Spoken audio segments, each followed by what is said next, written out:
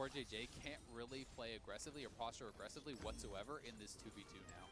I do want to point out that it feels like there was some level of miscommunication on the FlyQuest side, because if you have 3 forms of CC with, you know, Set and Thresh and the exhaust, a Caitlyn trap better land at some point, and it felt like none of them ever did, so I'm not sure if they were on cooldown, if they got pulled out of range or what, but I would have liked to see that happen. If he lands a single trap, Thor is always dead, so unfortunate to see that one. Regardless, we can take a look at the various lanes. As you mentioned, the jungle difference will grow over time. Santorin got a gank off and his own first recall, and he's up the camp right now. With very little left for the Hecarim to do, he'll cycle back to his chickens pretty soon.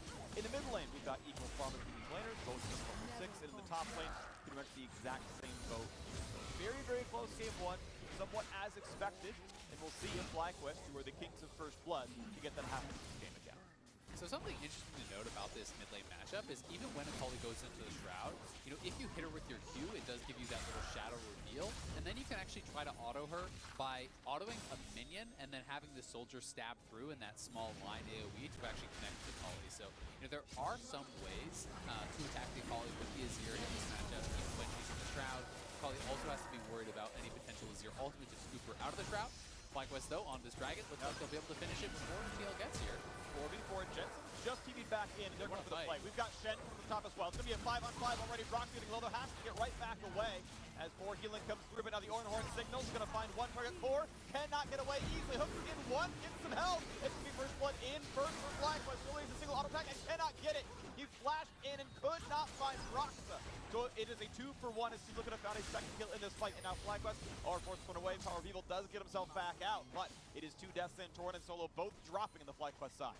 Roxa with just a hair of HP there, barely able to escape. We'll see if Jensen can sidestep this hook. Good hook from Fog, going to be an easy play set up there as well. A lot of CC, Jensen tries to jump backwards, 2 autos will kill, and turns invisible just in time to walk away, but that'll TP down. No easy way to sustain that one.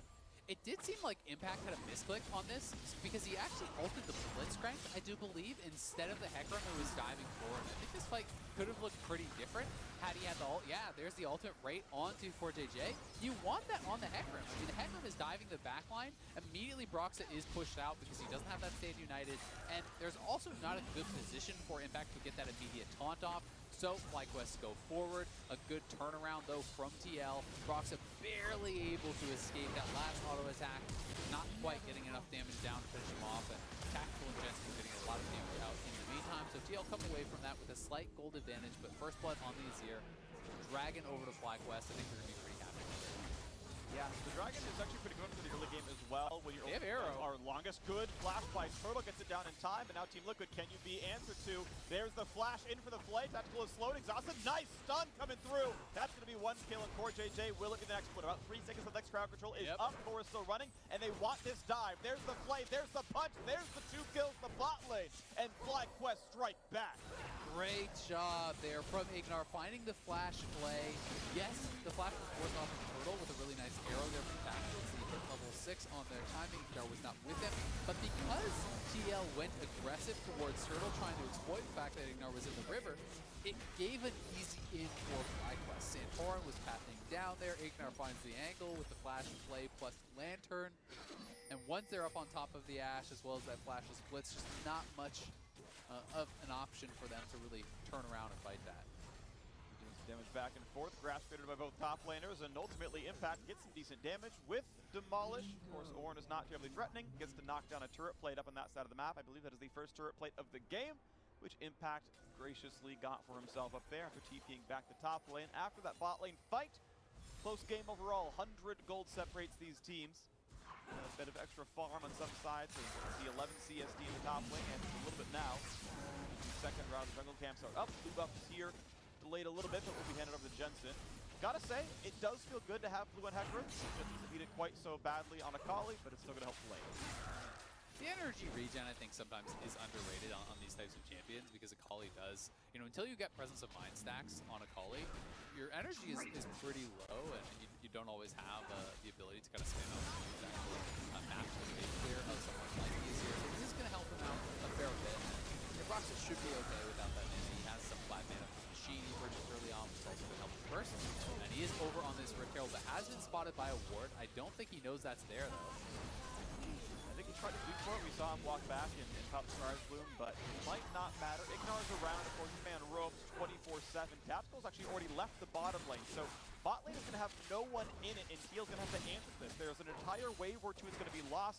It's going to be an easy turret plate for Wild Turtle. They can see Jensen. They, of course, can see Broxus, so they know he is safe. They know only eventually the bot lane can show up. So Turtle is going to get 2 plates for this one. The actual cannon is gone, and Team Liquid roamed Ash up to maybe contest for the Rift Herald and lost about 2 waves and 2 plates because of it.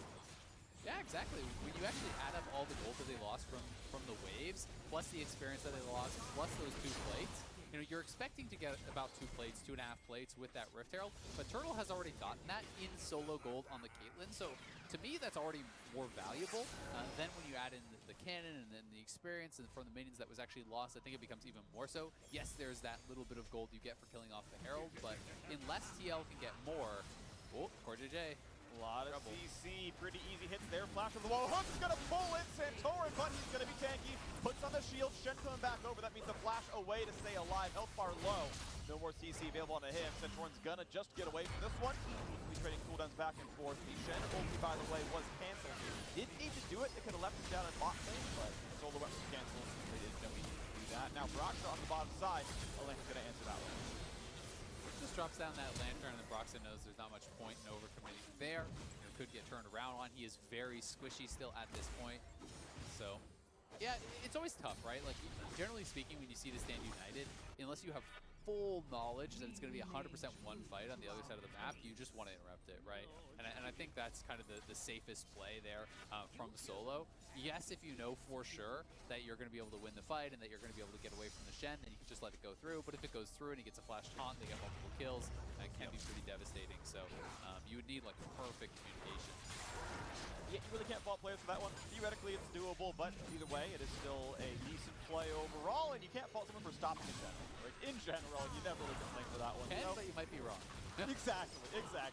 Even if you had perfect communication, there's still a world where it was the right play regardless. So we move on, and we see the bot lane has been pushed in. Of course, Turtle, very comfortable item situation. Really feels good to have Zerg Greaves in your 2 big BF, your two first attack damage components. That's going to feel really nice. So Turtle's on a good power spike. Tactical is kind of between recalls. You can see his inventory value is more than 1,000 less, and that's going to feel pretty bad. And so, look at this. Break number 2 is available. Power spike sprint. Nashor's Tooth complete. No Shen ulti up. TP for solo, but not for impact. For the next 20 seconds, this is uncontestable. Yeah, and TL actually committed the Rift Herald there mid lane to try to get priority on the Dragon Pit, but they're still just going to lose the Dragon. So you're not able to actually get really much of anything from that. They did get the 2 plates, of course, and that was dangerous. Jensen. Oh my gosh, he predicted a flash or a jump backwards, and that is such danger. But Turtle's going to stay alive. They're on the front line. Aftershock turns off. Here comes the dive in the back line. Nice double stun comes through. Can they keep him alive? They dunk one more as well, and Turtle just cannot be caught. The shell of the team is too strong. Ignar gets away with the flash as well. Summoners are burned. Flash is the same, but it's another kill for FlyQuest. Wow, very close to taking down both of the FlyQuest bottom lane, but they get neither of them. And the Stand United being forced earlier ends up being so relevant there. As Impact can't just TP in the face of solo, he would have had to back it up if he wanted to try to go for that. And maybe they made the call that it's actually better to have both these members out of the fight and look for the 4v4. But in the end, FlyQuest gets another dragon here and does get away with it, not losing anyone in the process. So very well done by them. And a really pretty interesting stat that I actually found, you know, while digging a bit into Dragon Soul, is that all of the 4 remaining playoff teams coming to this weekend, so TSM, C9, as well as FlyQuest and TL, none of them have lost a game where they have a 3-0 Dragon lead. And FlyQuest is approaching that. You know, it's obviously partially due to the fact that if you're able to get access to the Dragons, you may already be winning. But it's also, I think, due to the fact that Dragons force you to take fights that you don't otherwise want to take. But we'll have to pause that as TL may have found a pick here. All right, Ignar plays back after Shot gets some durability. He is flashless, though, and still being chased. And a 1v4 is not a kill you can give away. Jensen gets to secure the last hit. The team stops hitting. And 300 more gold in the mid laner there as Jensen's got a good start. 2-0-1 on a calling. I gotta say, that is a weird place for him to be. Like, look at where everyone else is on the map, right? Turtle's going topside, and maybe he was trying to get the vision down for the Ornn before the lane swap came through. But it does seem strange with dragging out up for 3 minutes to actually be playing around in that river without vision, with no one from your team even on that side of the map.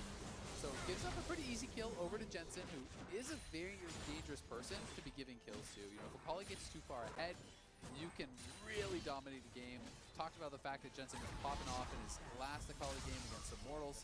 You do not want to put him in a position where he can just one combo your backline. TP topside. I'm not sure Turtle can really beat Impact here. Titanic Hydra is done. He's not going to kill him ever. He's going to try to kite around the traps, but easy taunt going to land. Gets the slow pull through as well. Huge damage. One out will kill him. He's got to get away. Santorin's here. Just in time. Impact flash for absolutely nothing. Except that Brox is now here as well. This dynamic duo comes through, and they find a kill on Caitlyn. Yeah, you are not winning that 1v1 against the Titanic Hydra. Shen, your dueling is so strong at this point in the game. If you can get up on top of that Caitlyn, land the taunt, pretty much lights out for Turtle. Was a nice bit of healing though from Santorin, and Roxas did have to finish that off himself. But either way, it does at least cost him the TP and the flash. Ludo's going to be started now and handed off to Jensen. This is Team Liquid fighting close. They are down 2 Drakes. The next one spawns in just 100 seconds. And a 500 gold lead to Team Liquid says, well, I'm not sure they're winning on the scoreboard. It's going to be close, though, overall. Hook's going to look towards the top side. Not going to find it, though, with sports roaming around. Top lane has moved around as well. We've got Solo walking over towards mid, maybe just clearing wards, but has temporarily departed bot lane. Bot lane outer turret is gone. That is part of that gold lead that TL have. Looking at maybe a play towards mid, which there isn't one. Yep, I like the roam from Solo. That, you know, there's not a bottom lane tower for actually him to defend, so he's not going to lose all his minions on that roam. And I think he was just trying to defend against any sort of possible Hecarim and Blitz move down towards the mid lane. So covering Power of Evil doesn't end up actually losing anything on that bottom side. So back down to the bottom lane, and that's one of those kind of little moves that goes unseen a lot of the time that can make a big difference. Yeah, because sometimes, you know, 1 in 10 games, you get a kill out of that one because of an overstep or a lack of wards, whatever, and in the 9 out of 10, you lost nothing anyway. So it's just, it's the right play to go for, and if it works, great, you're off. You get another kill, you get, you know, the next map control. Team Liquid gonna go ahead and knock down the second throw, so 100% control over that one. And it's Flying Quest, 100% control over Drake so far. The next contest in 35 seconds. And the referee now done for the Thresh for more engaged tools. Over on the Team Liquid side, Gunblade Hunt, guys, Merc trades in for the mid laner. Sunflower Gate pretty far away for Impact right now. Junior Force not yet done for Roxas. Will be standard build of skipping Warrior and finishing Dry Force as soon as you can. Does have much of an armor stack with the attacking on early on. Surprises the Caitlyn, but not much else with it. So this is where I wanted to kind of really talk about the Dragon thing. With that third Dragon spawning, TL is essentially forced to contest this, whether they want to or not, because you don't want to give up soul